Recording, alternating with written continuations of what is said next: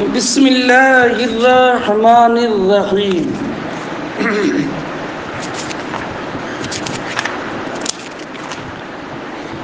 باب بنیان المسجد۔ المسجد پر لام عید خارجی کا ہے۔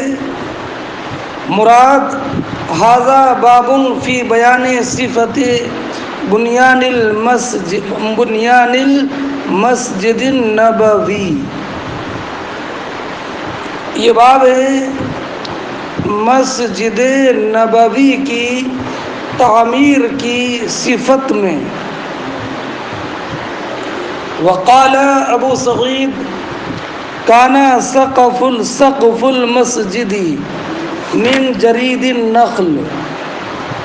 حضرت ابو سعید خدری رضی اللہ تعالی عنہ نے بیان فرمایا کہ مسجد نبوی کی چھت کھجور کی چھال کی تھی۔ اس میں بھی مسجد کی تعمیر کی صفت معلوم ہوئی کہ اس کی چھت کھجور کی چھال کی تھی۔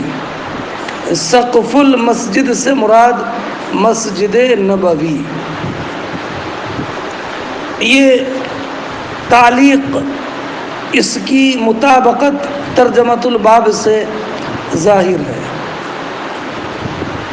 ابو سلمہ کی روایت میں یہ پوری تعلیق بطریق مسند یوں ہے: سألت ابا سعید الخدری فقال جاءت صحابة فمطرت حتى سال السقف وكان من جديد النخل فأقيمت الصلاة فرأيت رسول الله صلى الله عليه وسلم يسجد في الماء والطين حتى رأيت أثر الطين في جبهته۔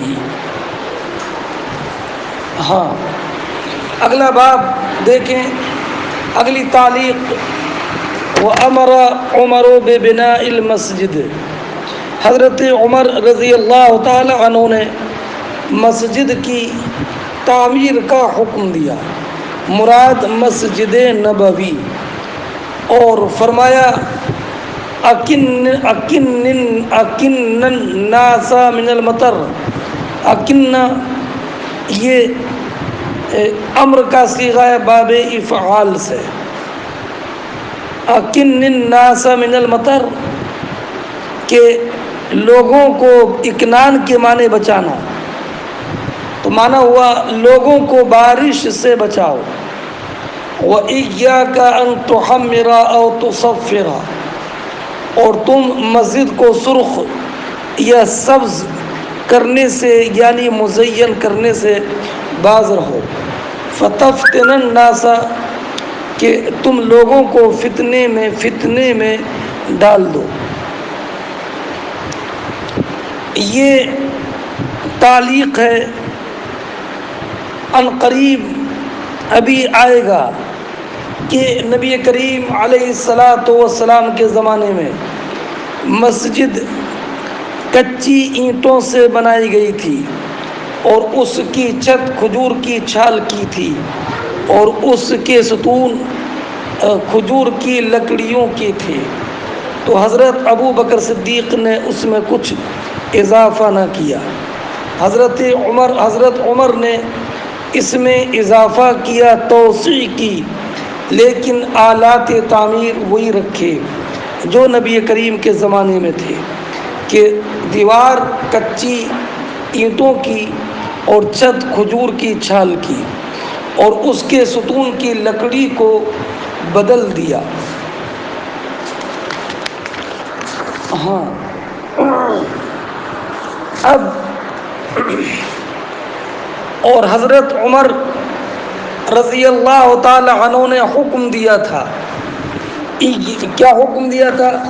کہ اس سے تعمیر جدید سے مقصود صرف لوگوں کو بارش سے بچانا ہے نا، اور بارش سے بچانے کے لیے دوبارہ سے چھت ڈالی جا رہی ہے، اور تم اس مسجد کی زیبائش اور آرائش سے ہمیشہ دور رہنا، ورنہ تو لوگ فتنے میں پڑ جائیں گے کہ پھر مسجد کی زیبائش و آرائش میں ان کی ساری توجہ مبذول ہو جائے گی، اور قراءت قرآن، ذکر و اوراد اور اخلاص، ان چیزوں سے دوری پیدا ہو جائے گی۔ اچھا، اگلی تعلیق دیکھیں، وقال انس یتباہون فیہا ثم لا یعمرونها الا قلیلا۔ حضرت انس رضی اللہ تعالی عنہ بیان فرماتے ہیں کہ لوگ مسجدوں پر فخر کریں گے اور پھر ان کو آباد نہیں کریں گے مگر بہت کم لوگ۔ یہ تعلیق ہے، اور پوری یہ ہے کہ ابو قلابہ کہتے ہیں کہ ہم حضرت انس کے ساتھ زاویہ حضرت انس کے محل کی طرف نکلے۔ ہم ایک مسجد کے پاس سے گزرے، صبح کی نماز کا وقت ہو گیا تھا، تو حضرت انس نے کہا اس مسجد میں نماز پڑھ لیتے ہیں۔ تو بعض لوگوں نے کہا کہ نہیں، ہم دوسری مسجد میں نماز پڑھیں گے۔ تو اس وقت میں حضرت انس رضی اللہ تعالی عنہ نے بیان فرمایا کہ نبی کریم صلی اللہ تعالی علیہ وسلم نے ارشاد فرمایا، یاتی علی الناس زمان یتباہون بالمساجد ثم لا یعمرونها الا قلیلا، کہ ان قریب لوگوں پر ایسا زمانہ آئے گا کہ لوگ مسجدوں پر فخر کریں گے اور آباد کرنے والے لوگ کم ہوں گے۔ اور ایک روایت میں حضرت انس سے یہ ہے کہ نبی کریم صلی اللہ تعالی علیہ وسلم نے ارشاد فرمایا، لا تقوم الساعہ حتی یتباہ الناس فی المساجد۔ اور ایک روایت میں یہ ہے، یتباہون بکثرت المساجد۔ سمجھ گئے؟ اگلی تعلیق دیکھو، وقال ابن عباس لَتُزَخْرِفُنَّهَا كَمَا زَخْرَفَتِ الْيَهُودُ وَالنَّصَارَى، کہ فرمایا کہ لَتُزَخْرِفُنَّهَا، کہ تم ضرور مسجدوں کو آراستہ و پیراستہ کرو گے، کما زخرفت الیہود والنصارى، جیسے کہ یہود اور نصارہ نے اپنے گرجا گھروں کو آراستہ اور پیراستہ کیا ہے نا۔ تو معنی یہ ہے آراستہ و پیراستہ کرنا کہ سونے کے پانی وغیرہ سے، سونا وغیرہ سے مسجدوں کو آراستہ کرو گے، جیسے کہ یہود و نصارہ نے اپنا گرجا گھروں کو آراستہ و پیراستہ کیا ہے نا۔ اور امام خطابی نے کہا کہ یہود و نصارہ نے اپنے گرجا گھروں کو آراستہ و پیراستہ کیا، جبکہ توریت و انجیل میں انہوں نے تبدیلی کر دی اور دین کو ضائع کر دیا، اور اپنے عبادت گاہوں کی آراستگی پر ساری توجہ مبذول کر دی۔ اور اس وجہ سے اصل حکم یہ ہے کہ مسجدوں کی زیبائش اور آرائش ممنوع ہے، لیکن اب ہمارے فقہاء کرام علیہم الرحمۃ والرضوان نے مسجدوں کے زیبائش کی اجازت دی ہے، اس لیے کہ لوگوں کے اپنے ذاتی مکان، رہائش گاہیں خوبصورت ہوتی ہیں، تو اگر مسجد خوبصورت نہ ہو تو لوگوں کے دلوں میں ان کی عظمت کم ہو جائے گی، اور جو غیر مسلم ہیں وہ مسجدوں کی خستہ حالی پر استہزاء کریں گے۔ اس لیے ہمارے فقہاء نے اب اجازت دی ہے، لیکن بہرحال بیجا زیبائش و آرائش سے تو بچنا ہی چاہیے۔ چلیے آگے دیکھیں، حضرت عبداللہ ابن عمر بیان فرماتے ہیں کہ ان المسجد، یہ حدیث ہے، حدثنا علی بن عبد اللہ قال حدثنا یعقوب بن ابراہیم ابن سعد قال حدثني ابی عن صالح ابن کیسان قال حدثنا نافع ان عبد اللہ اخبرہ، حضرت نافع کہتے ہیں کہ عبداللہ ابن عمر نے انہیں خبر دی کہ نبی کریم صلی اللہ تعالی علیہ وسلم کے زمانے میں مسجد بنائی گئی تھی باللبن، کچی اینٹوں سے، وسقفہ الجرید، اور اس کی چھت کھجور کی چھال کی تھی، وعمدہ خشب النخلی، اور اس کے ستون کھجور کی لکڑی کے تھے، فلم یزد فیہ ابو بکر شیئا، تو اس میں ابو بکر نے کوئی زیادتی نہیں کی۔ حضرت ابو بکر کے بعد جب حضرت عمر ابن خطاب رضی اللہ تعالیٰ عنہ کا دور آیا، وزاد فیہ عمر، تو حضرت عمر نے اس میں اضافہ کیا۔ اضافہ کرنے کا مطلب یہ ہے کہ مسجد کی زمین کا رقبہ بڑھا دیا، وَبَنَاهُ عَلَى بُنْيَانِهِ فِي عَهْدِ رسول اللہ، اور اس کی تعمیر اسی آلات تعمیر پر کی جو آلات تعمیر نبی کریم کے زمانے میں تھے۔ وہ کیا آلات تعمیر تھے کہ دیوار کچی اینٹوں کی اور چھت کھجور کی چھال کی، وَأَعَادَ عُمُدَهُ خَشَبًا، اور اس کے ستون کی لکڑیوں کو تبدیل کر دیا کہ اب اس کی نئے ستون قائم کر دیے۔ ثم غیرہ عثمان، پھر حضرت عمر کے بعد حضرت عثمان ابن عفان رضی اللہ تعالی عنہ نے اس میں بہت زیادہ تغیر کیا، فزاد فیہ زیادۃ کثیرہ، اور اس میں بہت زیادہ زیادتی کی، اضافہ کیا، وبنا جدارہ بالحجارۃ المنقوشہ، اور اس کی دیواریں منقش پتھر کی بنائی، اور القصہ، اور گچ سے اس کی تعمیر کی کہ گچ پتھروں کے درمیان گچ چونا وغیرہ سے اس کی تعمیر کی، وجعل عمودہ من حجارۃ منقوشہ، اور اس کے ستون منقش پتھر کے بنائے، منقش پتھر کے بنائے۔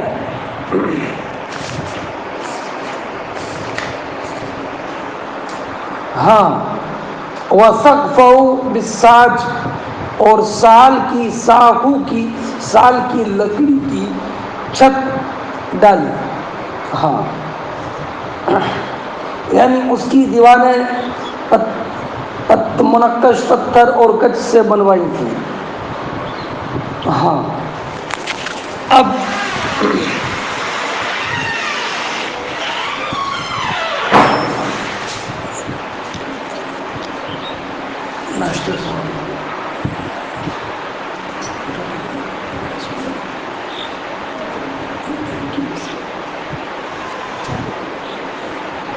چائے نہ دے اسے مسان دے۔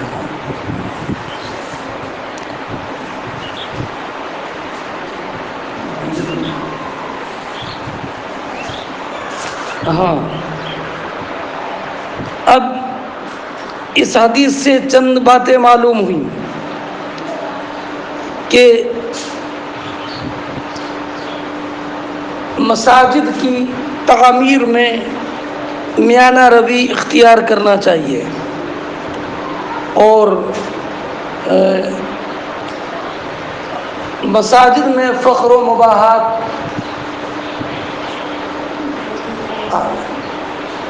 مسجد کی تعمیر میں فخر و مباحات یہ مستحسن نہیں ہے۔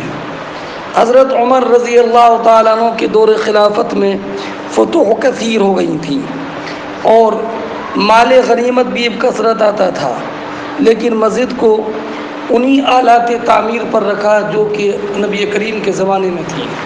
پھر حضرت عثمان ابن عفان کا دور آیا، اور آپ کے زمانے میں مال کی کثرت ہو گئی، اور فقط اتنا ہی تغیر کیا کہ کچی اینٹ کی جگہ پر منقش پتھر اور اس کی چھت چھال کی جگہ پر سال کی لکڑی کی بنائی۔ تو حضرت عمر اور حضرت عثمان ابن عفان رضی اللہ تعالی عنہما کو زیادہ زیبائش و آرائش سے اسی بات نے روکا تھا کہ وہ جانتے تھے کہ نبی کریم علیہ الصلاۃ والسلام نے اس کو ناپسند کیا ہے، اور تاکہ ان دونوں کا یہ فعل تمام لوگوں کے لیے ایک مثال بن جائے کہ دنیا کے معاملات میں میانہ روی سے کام کیا جائے اور میانہ روی کو اپنا معمول بنایا جائے۔ سب سے پہلے مسجد نبوی کی تزئین ولید ابن عبد الملک ابن مروان نے کی، اور یہ صحابہ کرام کے دور کا آخر تھا۔ بہت سارے اہل علم نے سکوت اختیار کیا فتنے کے اندیشے سے۔ البتہ اب مسجدوں کی زیبائش و آرائش کی اجازت ہے، جیسے کہ میں نے ابھی آپ کے سامنے عرض کیا۔ باب التعاون فی بناء المسجد، یہ بات اس بارے میں کہ مسجد کی تعمیر میں بعض لوگ بعض کا تعاون کریں، اور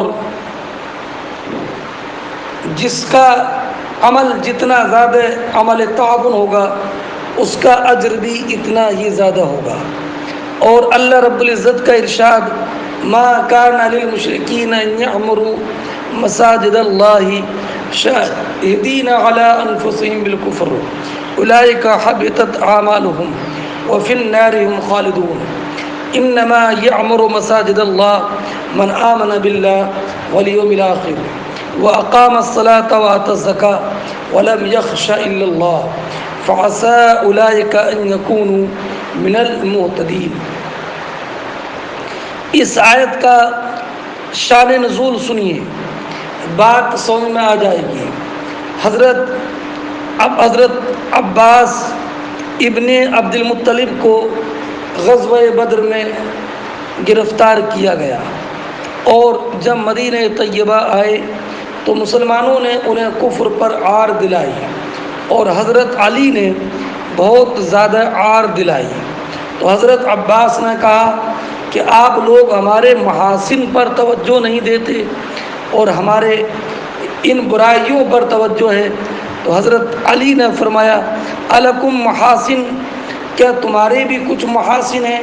تو حضرت عباس نے اس وقت کہا تھا زمانہ کفر میں، انا لنعمر المسجد الحرام، کہ ہم مسجد حرام کی تعمیر کرتے ہیں اور کعبے پر غلاف ڈالتے ہیں، حاجیوں کو پانی پلاتے ہیں، اور غلاموں کو آزاد کرتے ہیں۔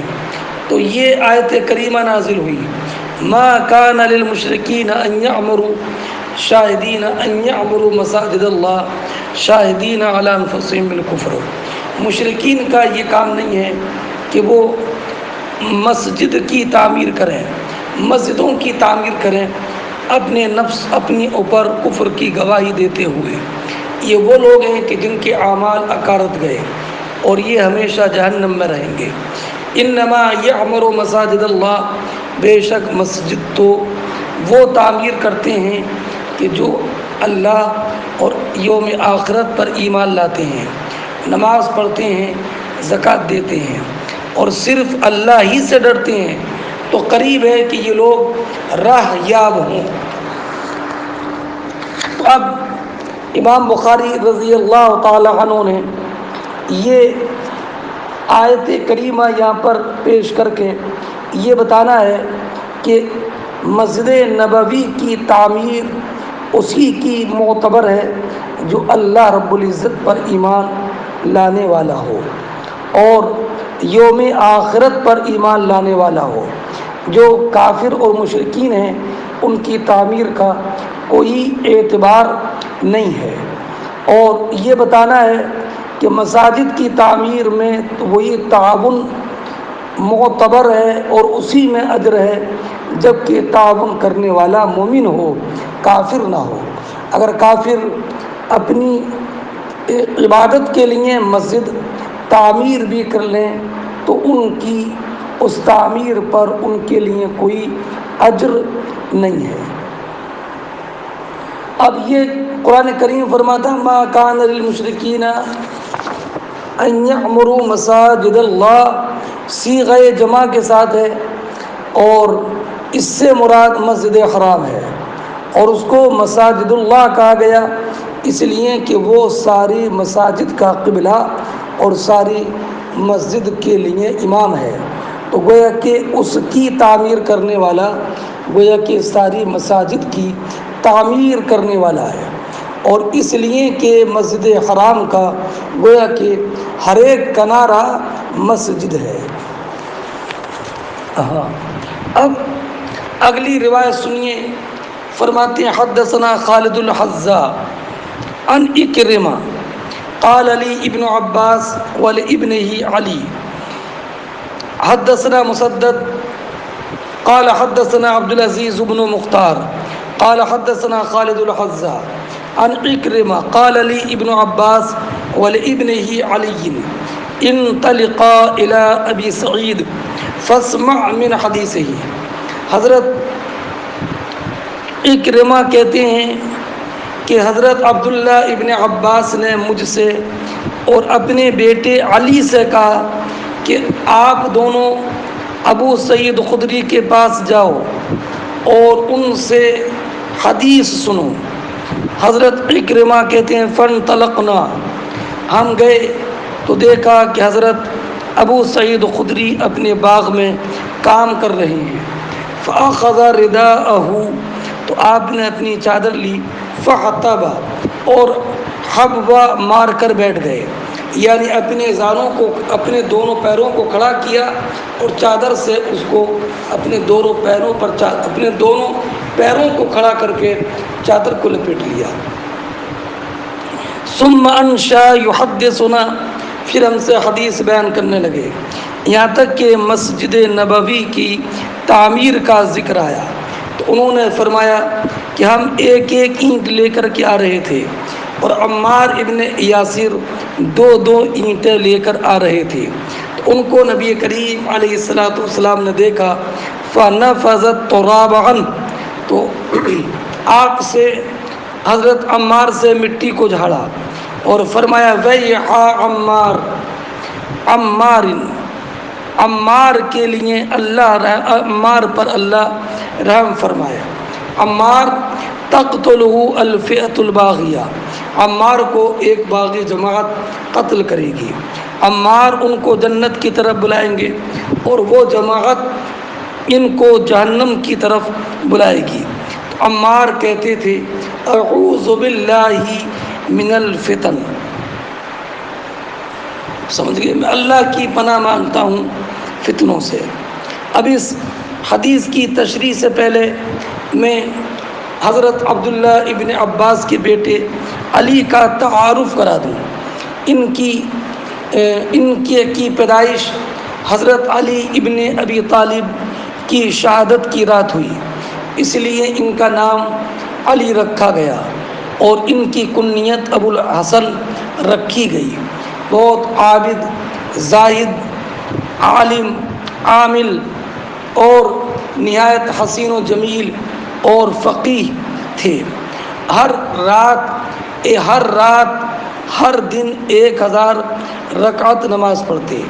یہ صفہ منصور جو خلیفہ گزرے ہیں ان کے جد دادا ہیں، اور کثرت عبادت کی وجہ سے ان کو سجاد کہا جاتا تھا، اور ان کے 500 زیتون کے درخت تھے، ہر دن ہر درخت کے نیچے 2 رکعت نماز پڑھتے تھے۔ اب چند باتیں آپ ذہن نشین رکھیں۔ حضرت ابو تشریح تو حضرت اس حدیث کی تشریح تو ترجمے ہی سے ہو جاتی ہے، مگر چند باتیں مطابقت باب آپ نے سمجھ لی ہوگی کہ اس میں مسجد نبوی کی تعمیر کا ذکر ہے۔ اب حضرت عمار ابن یاسر رضی اللہ تعالی عنہ کا اس روایت میں ذکر ہے کہ یہ دو اینٹیں لا رہے تھے، تو ان سے نبی کریم علیہ الصلاۃ والسلام نے فرمایا تھا، یا عمار الا تحملو کما یحمل اصحابک، عمار تم بھی ایک ایک اینٹ لے کر کے آؤ جیسے تمہارے ساتھی لا رہے ہیں۔ تو انہوں نے کہا تھا انی ارید من اللہ الاجر، سمجھ گئے؟ اب پھر نبی کریم علیہ الصلاۃ والسلام نے ان کے جسم پر لگی ہوئی غبار کو جھاڑتے ہوئے کہا، ویحا عمار، یہ ویحا کلمہ رحمت ہے، جیسے ویل کلمہ عذاب ہے۔ فرمایا سرکار نے تقتلہ الفئۃ الباغیہ، انہیں قتل کرے گی باغی جماعت، فئۃ باغیہ وہ جماعت جو امام کے خلاف خروج کرے اور امام کی طاعت سے نکل جائے تعویل باطل کے ساتھ۔ اب فرمایا سرکار نے یدعوہم عمار ان فئۃ باغیہ کو جنت کی طرف بلائیں گے، یعنی جب سبب جنت کی طرف، وہ کیا؟ طاعت، اور وہ جماعت آپ کو جہنم کی طرف بلائے گی، ہے نا؟ یہ سرکار نے فرمایا۔ اب ذرا یہاں پر ایک قوی اشکال یہ ہے کہ حضرت عمار ابن یاسر کا قتل جنگ صفین میں ہوا اور آپ حضرت علی کے ساتھ تھے رضی اللہ تعالیٰ عنہ، اور ان کو شہید کرنے والی وہ جماعت تھی جو حضرت امیر معاویہ کے ساتھ تھی، اور امیر معاویہ کے ساتھ صحابہ کرام کی جماعت بھی تھی۔ تو اب اس صحابہ کرام کی جماعت کے لیے کیسے یہ کہہ سکتے ہیں کہ وہ جماعت ان کو جہنم کی طرف بلا رہی تھی؟ تو اس کے کئی جواب علامہ عینی نے دیے۔ پھر فرمایا والجواب الصحیح فی ھذا انہم کانوا مستہدین ظانین انہم یدعونہ الی الجنہ وَإِنْ كَانَ فِي نَفْسِ الْأَمْرِ خِلَافَ ذَلِكَ فَلَا لَوْمَ عَلَيْهِمْ فِي اتِّبَاعِ ظُنُونِهِمْ، کہ صحیح جواب یہ ہے کہ وہ لوگ مجتہد تھے اور یہ گمان کرتے تھے، وہ صحابہ بھی جو حضرت امیر معاویہ کے ساتھ تھے، کہ وہ عمار کو جنت کی طرف بلا رہے ہیں، اگرچہ واقع میں اس کے خلاف تھا۔ تو چونکہ وہ مجتہد تھے، ان پر اپنے ظن کی اتباع واجب تھی، اس لیے ان پر کوئی ملامت نہیں ہے۔ حضرت علامہ عینی نے اس کے بعد یہ فرمایا کہ ہمارا یہ جواب اقناعی ہے، فلا یلیق ان یذکر فی حق الصحابۃ خلاف ذلک، صحابہ کرام کے حق میں اس کے علاوہ کچھ اور کہنا جائز نہیں ہے، اس لیے کہ اللہ رب العزت نے ان کی تعریف کی ہے اور ان کے لیے فضل کی شہادت دی ہے۔ کنتم خیر امت اخرجت للناس میں جو خیر امت کہا گیا ہے، مفسرین کرام نے فرمایا کہ اس سے مراد نبی کریم کے اصحاب ہیں۔ اب اس سے چند مسائل معلوم ہوئے۔ ایک تو یہ کہ مسجد کی تعمیر میں تعاون کرنا یہ افضل اعمال سے ہے، اس کا اجر انسان کو اس کے وصال کے بعد بھی باقی رہتا ہے، جیسے اور اسی کے مثل وہ ہے کہ جب کہ کنواں کھدوا دے یا نہر جاری کرا دے اور یا کوئی ایسا کام کرے کہ جس کا فائدہ عام لوگوں کو پہنچے۔ اور ایک بات یہ معلوم ہوئی کہ ہر ایک سے علم حاصل کرنا چاہیے، اگرچہ علم حاصل کرنے والا اس سے افضل ہو جس سے کہ علم حاصل کر رہا ہو۔ کہ دیکھو کہ حضرت عبداللہ ابن عباس رضی اللہ تعالی عنہ نے اپنی وسعت علم کے باوجود اپنے بیٹے علی کو حکم دیا تھا کہ ابو سعید خدری سے علم حاصل کریں، اور یہ بھی احتمال ہے کہ حضرت عبداللہ ابن عباس نے ابو سعید خدری کے پاس بھیجا ہو طلب علو اسناد کے لیے، اس لیے کہ حضرت ابو سعید خدری یہ قدیم الاسلام صحابی ہیں اور ان کی سماعت نبی کریم سے زیادہ ہے۔ اور اس سے یہ بھی معلوم ہوا کہ عالم کو حدیث کے لیے تیاری کرنا چاہیے اور اس کے لیے اہتمام کے ساتھ بیٹھنا چاہیے۔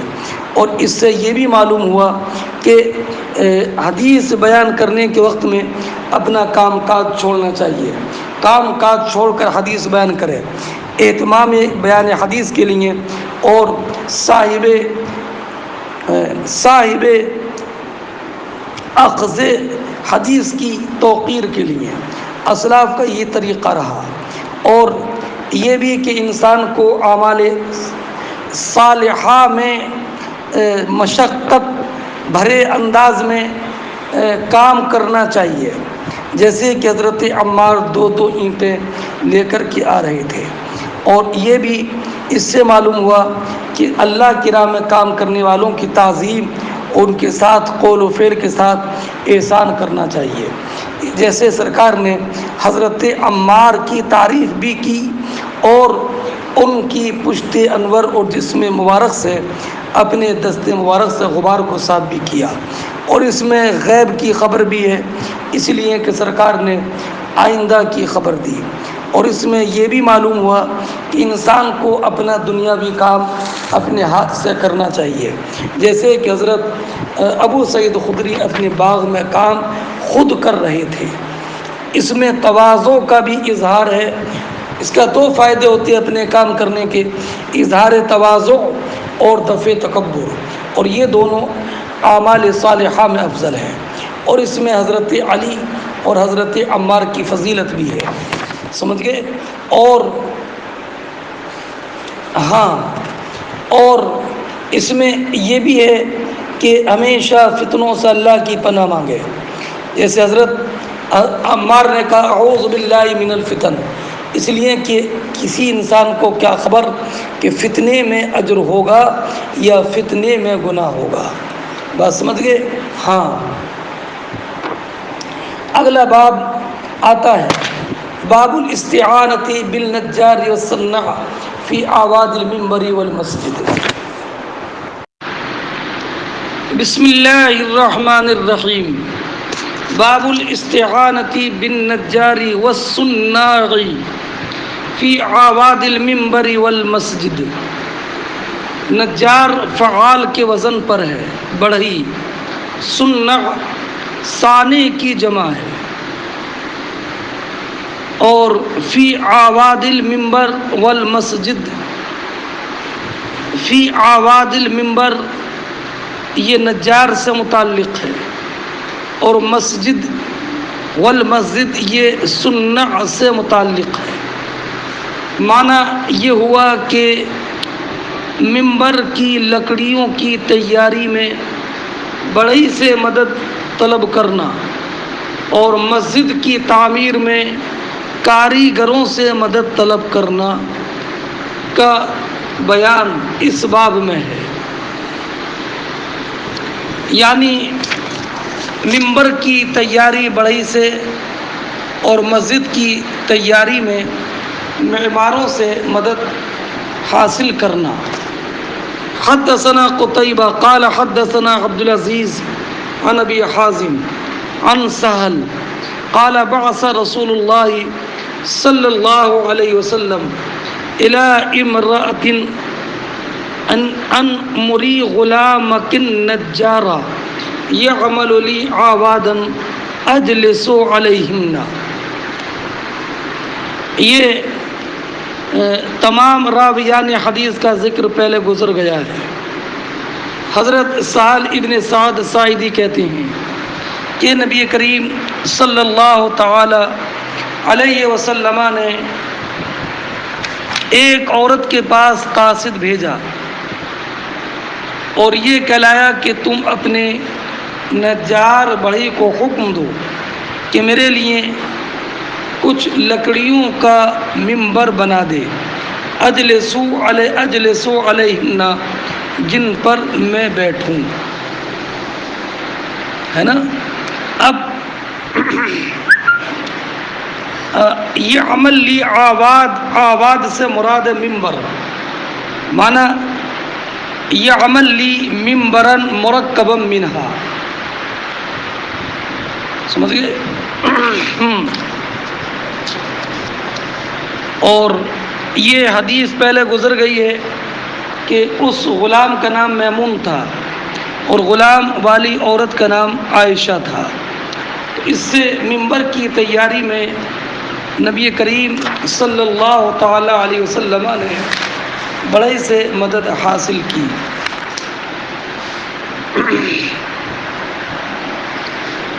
ہاں، اگلی روایت ہے کہ حدثنا خلاد قال حدثنا عبد الواحد ابن ایمن عن ابی عن جابر ان امرأة قالت یا رسول اللہ الا اجعل لك شيئا تقعد علیہ. حضرت جابر ابن عبداللہ رضی اللہ تعالی عنہ بیان فرماتے ہیں کہ ایک عورت نے نبی کریم صلی اللہ تعالی علیہ وسلم کی بارگاہ میں عرض کی، یا رسول اللہ کیا میں آپ کے لیے ایسی چیز بنوا دوں جس پر آپ تشریف فرما ہوں؟ فَإِنَّ لِي غُلَامًا نَجَّارًا، کہ میرا بڑھئی غلام ہے. تو سرکار نے فرمایا ان شئت، اگر تم چاہو. فعاملت المنبر، تو اس عورت نے منبر بنوایا. اس عورت نے منبر بنوایا. یہ عورت وہی ہے جس کا ذکر سہل ابن سعد ساعدی کی روایت میں گزرا ہے. اب سرکار نے فرمایا ان شئت، اس کی جزا محذوف ہے. ان شئت عملت، اگر تم چاہو تو بنوا دو. اب پھر یہ ہے کہ فعاملت المنبر، اس میں اسناد مجازی ہے، اس لیے کہ بنانے والا غلام تھا اور یہ عورت حکم دینے والی تھی. تو عاملت المنبر میں عاملت کی اسناد اس عورت کی طرف اسناد مجازی ہے، جیسے کہ بن الامیر المدینہ ہے نا. اب رہا یہ معاملہ کہ یہ حدیث استعانت پر دلالت نہیں کرتی، اس لیے کہ عورت نے خود اپنی طرف سے کہا تھا. جواب یہ ہے کہ منبر کے بنانے میں غلام سے عورت نے مدد حاصل کی. ہاں، اب اس سے یہ بات معلوم ہوئی کہ عورت نے خود کہا تھا کہ الا اجعل لك شيئا تقعد علیہ. اور سہل ابن سعد ساعدی کی روایت میں یہ ہے کہ سرکار نے عورت کے پاس قاصد بھیجا تھا کہ مری غلامک النجار یعمل لی عوادا اجلس علیہن. تو سہل ابن سعد ساعدی کی اس روایت میں اور جابر ابن عبداللہ کی یہ روایت جو میں نے ابھی پڑھی، اس میں تو تعارض ہے. تو جواب یہ ہے کہ ہو سکتا ہے کہ عورت نے پہلے خود اجازت طلب کی ہو، اور جب بڑھئی نے منبر بنانے میں کچھ تاخیر کی ہو تو نبی کریم علیہ الصلوۃ والسلام نے جو عورت نے وعدہ کیا تھا اس وعدے کی پورا کرنے کا حکم دیا ہو، ہے نا.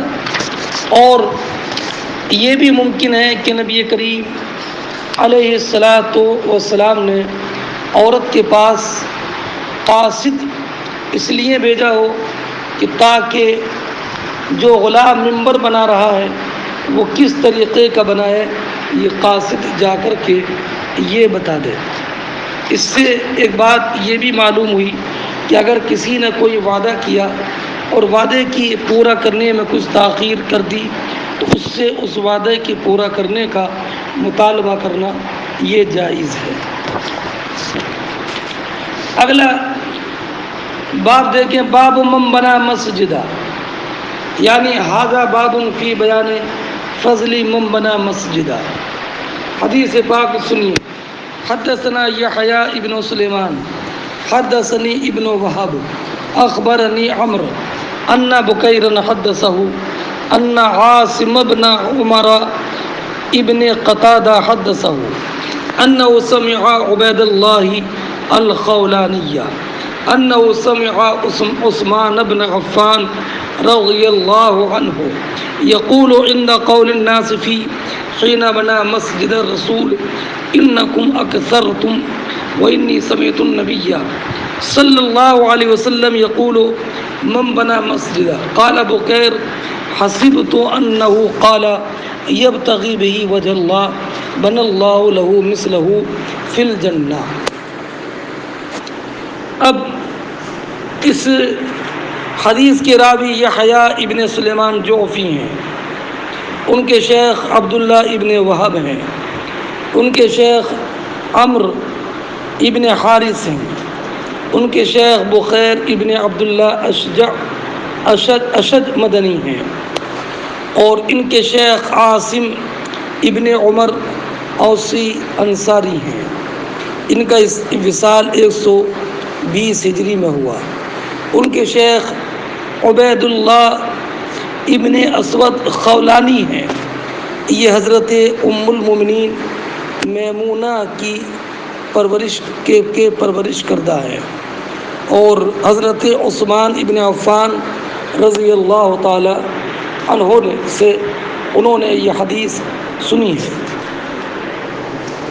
اصل میں ہوا یہ کہ جب حضرت عثمان ابن عفان رضی اللہ تعالی عنہ نے مسجد نبوی کی تعمیر کی اور اس کو منقش پتھروں سے بنوایا اور چونے اور گچ سے بنوایا، تو بعض لوگوں نے اس کو ناپسند کیا اور وہ چاہتے تھے کہ جس حیت پر نبی کریم صلی اللہ تعالی علیہ وسلم کے زمانے میں تھے اسی حیت پر مسجد نبوی رہے۔ اور جب لوگوں نے زیادہ اعتراضات شروع کیے تو حضرت عثمان ابن عفان رضی اللہ تعالی عنہ نے ارشاد فرمایا انکم اکثرتم الکلام فی الانکار علیہ، کہ تم نے میرے اس فعل پر انکار کرنے میں بہت باتیں بنا لی، ہے نا، کیا نا، بہت باتیں بنائیں۔ وَإِنِّي سَمِعْتُ النَّبِيَّ، ترجمہ سمجھ گئے کہ عثمان ابن عفان رضی اللہ تعالی عنہ فرماتے تھے عند قول الناس فی، ان کے بارے میں لوگوں کے باتیں بنانے کے وقت، لوگوں نے باتیں کب کی تھیں؟ جب کہ انہوں نے مسجد نبوی کی تعمیر کی۔ عثمان ابن عفان رضی اللہ تعالیٰ عنہ نے کیا فرمایا؟ انکم اکثرتم، تم نے بہت زیادہ باتیں کر لی۔ وانی سمعت النبی صلی اللہ علیہ وسلم یقول، اور میں نے نبی کریم علیہ الصلاۃ والسلام سے کو یہ کہتے ہوئے سنا ہے کہ سرکار نے فرمایا من بنا مسجدہ، بکیر کہتے ہیں کہ میرا گمان یہ ہے کہ عاصم نے روایت میں یوں کہا من بنا مسجدہ یبتغی بہ وجہ اللہ، کہ جو اللہ کی رضا کی تلاش کرتے ہوئے مسجد بنائے گا بن اللہ لہ مثلہ فی الجنہ، اللہ رب العزت اس کے لیے اس کے مثل جنت میں محل بنائے گا۔ اب اس لیے میں اللہ کی رضا کے لیے یہ مسجد نبوی کی توسیع کر رہا ہوں۔ اب رہا یہ کہ حضرت عثمان ابن عفان نے مسجد بنائی تو نہیں، مسجد کی تعمیر جدید کی، تو من بنا مسجدہ، یہ بانی مسجد کیسے کہلائیں گے؟ تو اس کا جواب یہ ہے کہ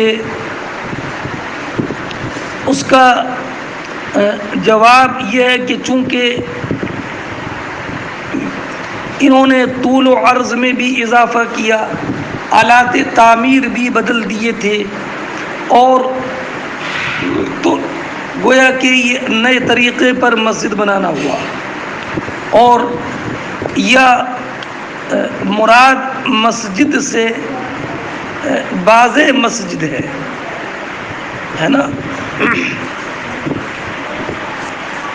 اور من بنا مسجدن میں تنوین، یہ تنکیر، تنوین تنکیر، یہ عموم کے لیے ہے، یہ مسجد کبیر اور مسجد صغیر دونوں کو شامل ہے، کسی بھی طریقے سے مسجد بنائے، ہے نا۔ ہاں، من بنا للہ مسجدہ، جو اللہ کے لیے مسجد بنائے تو سرکار نے فرمایا بن اللہ لہ مثلہ فی الجنہ، اللہ رب العزت اس کے لیے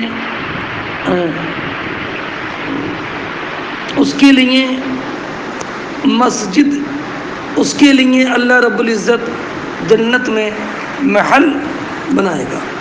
ابو بکر کہتے ہیں میرا گمان ہے کہ یہ کہا یبتغی بہ وجہ اللہ، حالانکہ یہ کسی روایت میں نہیں ہے، تو اصل میں یہ ہے من بنا للہ، للہ کا لفظ ہے، من بنا للہ مسجدہ۔ بکیر گویا کہ یہ للہ جو لفظ تھا اسے بھول گئے، تو اس کا معنی جو ہے یبتغی بہ وجہ اللہ، اس کا ذکر کیا ہے۔ ہاں، اب وجہ اللہ کے لیے مسجد بنانے سے مراد یہ ہے کہ اخلاص کے ساتھ مسجد بنائے اور اس کی نیت اللہ رب العزت کی رضا کی طلب ہو، ریا اور دکھاوا نہ ہو۔ اب من بنا للہ مسجدہ، اس سے یہ شائبہ ہوتا ہے کہ جس نے مسجد کی تعمیر اجرت پر کی اس کے لیے یہ مخصوص وعد حاصل نہیں ہوگا۔ علامہ عینی علیہ رحمۃ و رضوان فرماتے ہیں ظاہر تو یہی ہے، لیکن اللہ کے فضل سے امید ہے کہ اسے اجر فی الجملہ کچھ نہ کچھ اجر اسے ضرور ملے گا، اس لیے کہ اعانت مجاہد پر بھی اجر ملتا ہے جہاد کا، تو اعانت تعمیر مسجد پر بھی اجر ملے گا مسجد کا۔ ہاں، اب رہا یہ کہ من بنا للہ مسجدہ، کیا یہ اجر بنانے والے کے لیے ملے گا یا جو بنانے کا حکم دے اور اس میں اس کی حکم سے تعمیر ہو اس کو بھی ملے گا؟ تو علامہ عینی فرماتے ہیں کہ عامر کو بھی شامل ہے، اس کی نیت کی وجہ سے۔ وَإِنَّمَا الْأَعْمَالُ بِالنِّيَّاتِ، سرکار نے ارشاد فرمایا ہے۔ ہاں، اب سرکار نے فرمایا بن اللہ لہ مثلہ فی الجنہ، اللہ اس کے لیے اس کے مثل بنائے گا جنت میں۔ تو مثل جو ہے نا، مثلہ یہ مسمى بیت ہونے میں اس کا مثل ہے، لیکن اس کی کشادگی وغیرہ تو وہ اس میں مماثلت نہیں ہے، اس لیے کہ جنت کا محل تو وہ ہے کہ ما لا عین رأت ولا اذن سمعت ولا خطر على قلب بشر۔ ہاں، اور دوسری بات یہ ہے کہ مثلہ، اس کے مثل جنت میں محل ہوگا، تو اس کا معنی یہ ہے کہ جنت کے اور محلوں پر اس کی فضیلت ایسے ہوگی جیسے دنیا کے محلوں پر مسجد کی فضیلت ہے۔ اب رہا یہ معاملہ کہ جیسی مسجد بنائی اسی کے مثل اس کو ملا، حالانکہ حدیث پاک میں ہے کہ حالانکہ اللہ رب العزت نے ارشاد فرمایا من جاء بالحسنہ فلہ عشر امثالہا، تو پھر مثلہ کیا، اس کے 10 گنا افضل ملنا چاہیے، اور سرکار نے فرمایا مثلہ، تو اس کا جواب یہ ہے کہ مثل بحسب الکمیت ہے، اور اس کا نام مساوات ہے، اور مثلیت بحسب الکمیت ہوتی ہے، اور زیادتی بحسب الکیفیت ہے۔ مثل بحسب الکمیت ہے، اور عشر امثال کے ساتھ زیادتی بحسب الکیفیت ہے، سمجھ گئے؟ اور تیسرا جواب یہ ہے کہ مثلہ کے ساتھ تقید یہ زیادت کی نفی نہیں کرتی ہے۔ اور علامہ عینی علیہ الرحمۃ والرضوان نے ارشاد فرمایا کہ اس کا ایک جواب مجھے اللہ کے فضل سے ظاہر ہوا، وہ یہ کہ مجازات بالمثل اللہ کی طرف سے عدل ہے، اور اس پر زیادتی بحسب الکیفیت ہو یا بحسب الکمیت ہو، یہ اللہ رب العزت کا فضل ہے۔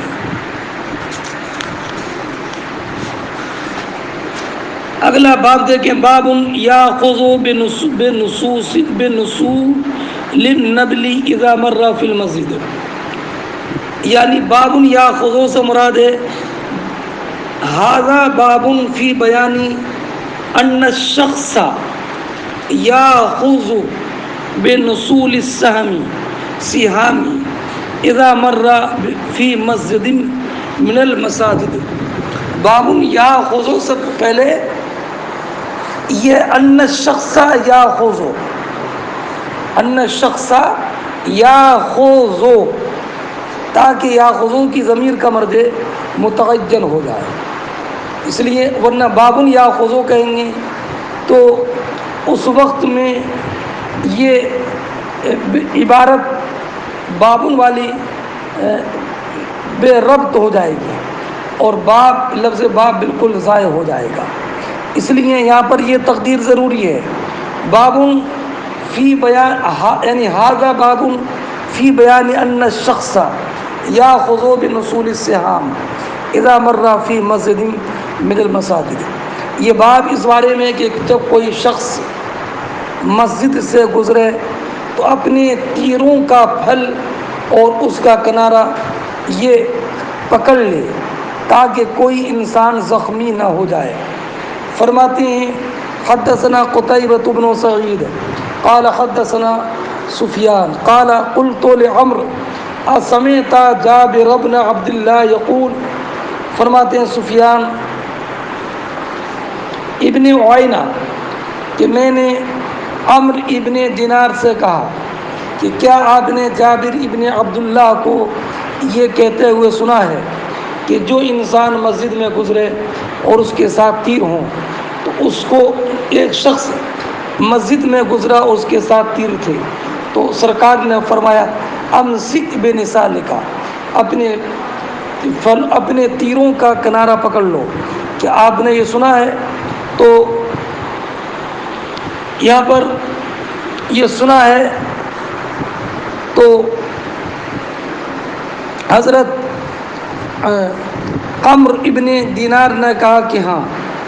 اب اس حدیث سے ایک بات یہ معلوم ہوئی کہ اگر کوئی انسان مسجد میں گزرے اور اس کے ساتھ میں تیر ہوں تو اپنے تیروں کا کنارہ پکڑ لے، پھل پکڑ لے، تاکہ کوئی مسلمان اس سے زخمی نہ ہو، بالخصوص نماز کے اوقات میں۔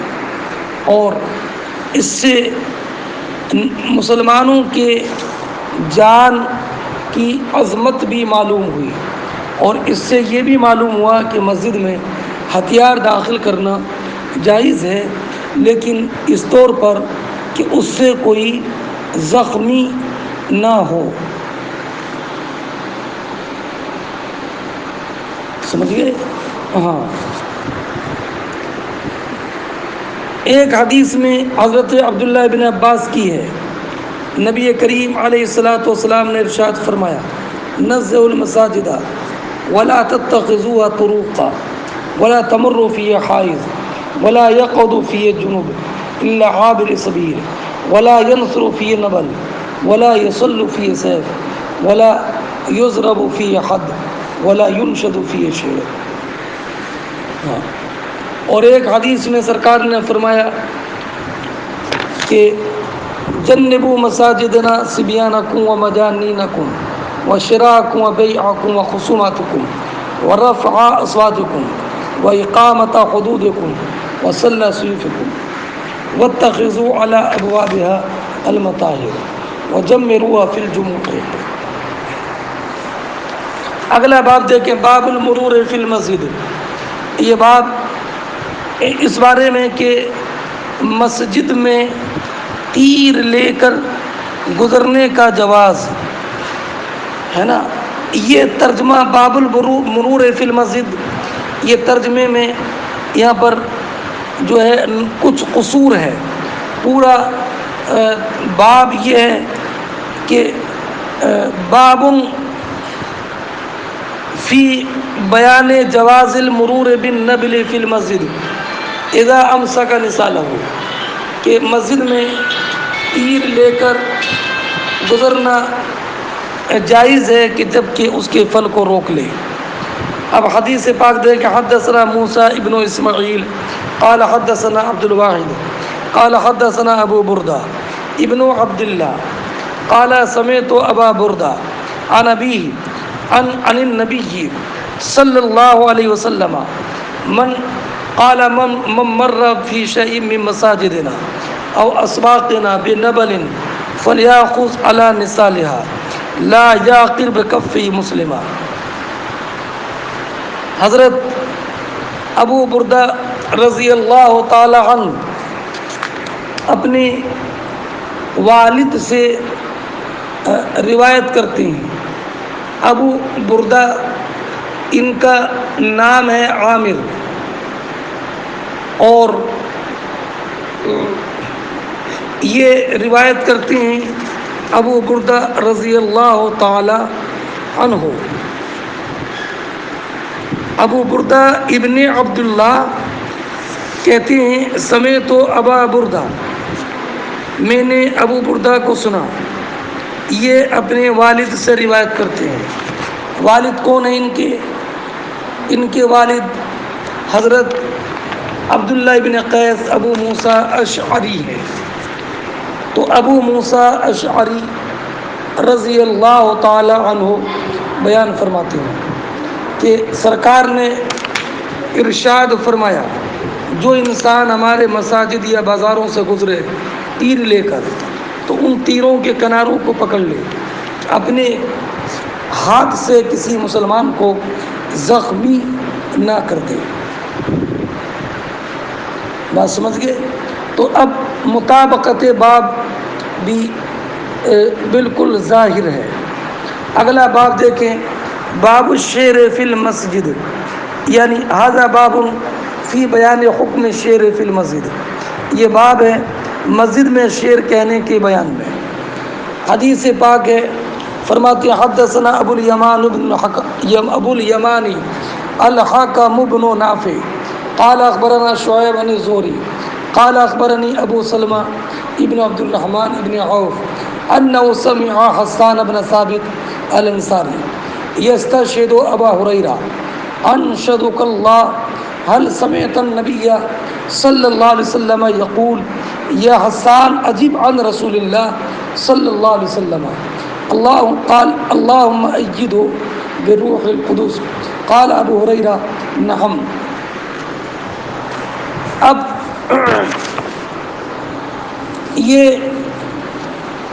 پوری حدیث الگ ہے، وہ یہ ہے کہ حضرت عمر رضی اللہ تعالیٰ عنہ مسجد میں تھے اور حسان ابن ثابت مسجد میں اشعار پڑھ رہے تھے۔ تو حضرت عمر ابن خطاب رضی اللہ تعالی عنہ نے اس پر انکار فرمایا، تو حضرت حسان ابن ثابت رضی اللہ تعالی عنہ نے حضرت ابو ہریرہ رضی اللہ تعالی عنہ کی گواہی طلب کی، اور کیا کہا؟ حضرت ابو ہریرہ سے کہا انشدک اللہ، میں تمہیں اللہ کی قسم دیتا ہوں کہ کیا تم نے نبی کریم علیہ الصلاۃ والسلام کو یہ فرماتے ہوئے نہیں سنا کہ اے حسان، نبی کریم علیہ الصلاۃ والسلام کی طرف سے جواب دے؟ اور سرکار نے فرمایا اللہم ایدہ بروح القدس، اے اللہ حسان کی روح القدس سے مدد فرما۔ ابو ہریرہ نے فرمایا کہ ہاں، میں نے یہ سرکار کو کہتے ہوئے سنا ہے۔ اب حضرت اس حدیث سے یہ معلوم ہوا کہ مسجد میں، اب پوری حدیث جب آپ نے سنی، اس سے یہ معلوم ہوا کہ مسجد میں شعر پڑھ رہے تھے ابو ہریرہ، اور حضرت حسان ابن ثابت، اور حسان ابن ثابت نے گواہی دلوائی حضرت ابو ہریرہ رضی اللہ تعالی عنہ سے کہ سرکار نے خود کہا تھا کہ عجیب ان رسول اللہ، اللہ کے رسول کی طرف سے کافروں کو جواب دو، کافروں کو جواب دو اللہ کے رسول کی طرف سے۔ تو پھر حضرت حسان ابن ثابت رضی اللہ تعالی عنہ، جب سرکار نے یہ نہیں فرمایا عجیب عنی، میری طرف سے جواب دو، یہ فرمایا عجیب عن رسول اللہ، یہ نبی کریم نے جو فرمایا یہ تعظیم کے لیے، جیسے اور مامور کی داعی کی تقویت کے لیے، جیسے کہ خلیفہ خود کہے امیر المومنین یأمرک بکذا، اور جواب دینے سے مراد ان کافروں کا رد کرنا جنہوں نے نبی کریم علیہ الصلاۃ والسلام کی ہجو کی۔ اور سرکار حضرت حسان ابن ثابت کے لیے مسجد میں ممبر بھی رکھواتے تھے، اور سرکار یہ دعا فرماتے تھے اللہم ایدہ بروح القدس، روح القدس سے مراد یہاں پر جبریل ہے، اس لیے کہ حضرت براء ابن عازب کی روایت میں ہے کہ عجیب ان رسول اللہ و جبریل و معاک، اصل میں قدس کے معنی پاک ہیں، اور جبریل کو قدس اس وجہ سے کہا جاتا ہے کہ چونکہ وہ بالکل فرشتے ہیں، معصوم ہیں اور پاک ہیں۔ اور حضرت کعب نے کہا قدس کے معنی رب عز و جل، تو روح القدس سے مراد ہوگا روح اللہ، اور جبریل کو روح اللہ اس لیے کہتے ہیں کہ چونکہ وہ اللہ رب العزت کی طرف سے وحی لے کر آتے ہیں جن سے ارواحوں کی حیات ہوتی ہے۔ اور ایک یہ بھی قول ہے کہ قدس کا معنی برکت ہے، اور اللہ رب العزت کے اسماء میں سے ایک لقب ہے قدوس، ہے نا۔ اب اس حدیث سے چند احکام معلوم ہوئے کہ حق شعر مسجد میں حرام نہیں ہے نا، اور حرام وہ شعر ہے جس میں کہ جھوٹ ہو اور لغو ہو، ہے نا۔ اس لیے کہ ترمذی شریف کی حدیث ہے، عائشہ بیان فرماتی ہیں کہ نبی کریم علیہ الصلاۃ والسلام حضرت حسان کے لیے مسجد میں ممبر رکھواتے، حسان اس پر کھڑے ہوتے اور کفار کی ہجو کرتے۔ ہاں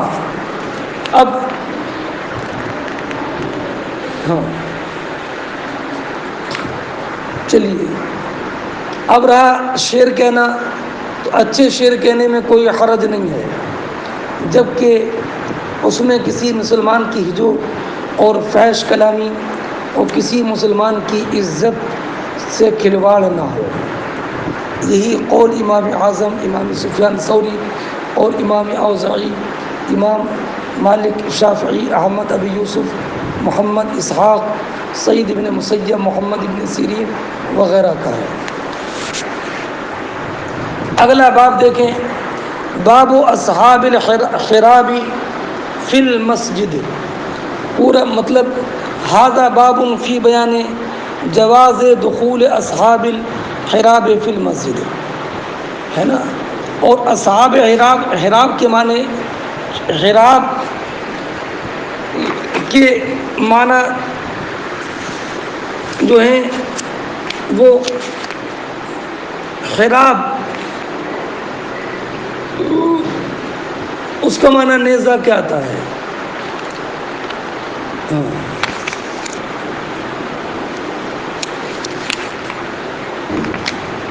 فرماتے ہیں خراب یہ جمع ہے حربتن کی، جیسے قصعتن کی جمع ہے، اور حراب کا معنی نیزہ۔ اصحاب حراب سے مراد وہ ہیں کہ جو کہ نیزہ وغیرہ ہتھیار سے مشق کرتے ہیں جہاد کی اور اعدائے دین سے لڑنے کی، سمجھے؟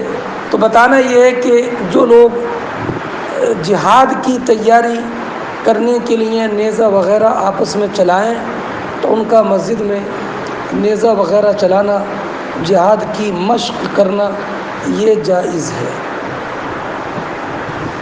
مسجد اس لیے کہ مسجد جو ہے یہ دین کے کاموں کے لیے ہے، اور یہ نیزوں کے ساتھ جنگ کی جہاد کی تیاری یہ بھی مسجد میں جائز ہے۔ فرماتے ہیں حدثنا عبدالعزیز ابن عبداللہ قال حدثنا ابراہیم بن سعد عن صالح عن ابن شہاب قال اخبرني عروة بن زبیر ان عائشہ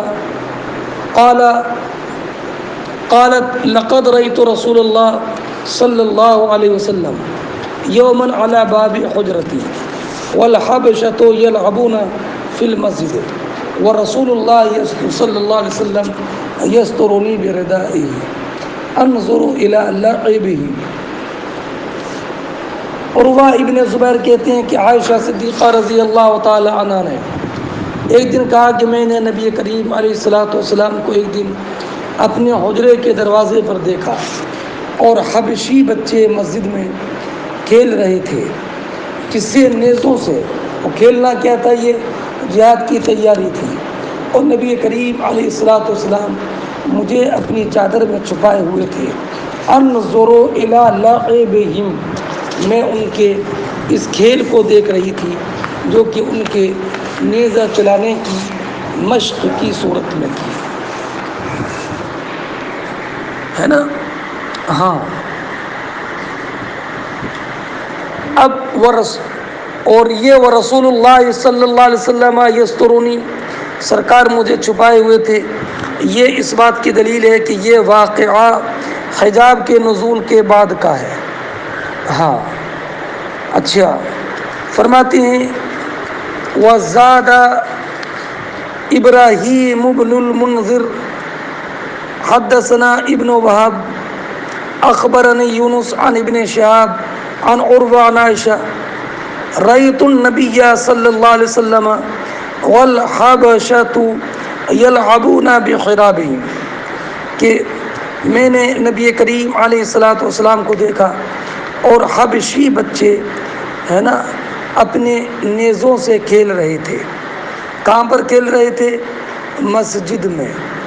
اور ایک روایت میں اس کی تشریح یہ ہے کہ یہ عید کا دن تھا اور میں نے اور حبشی بچے مسجد میں کھیل رہے تھے نیزے سے، تو میں نے نبی کریم علیہ السلام سے کہا یہ سرکار نے خود فرمایا کیا دیکھو گی؟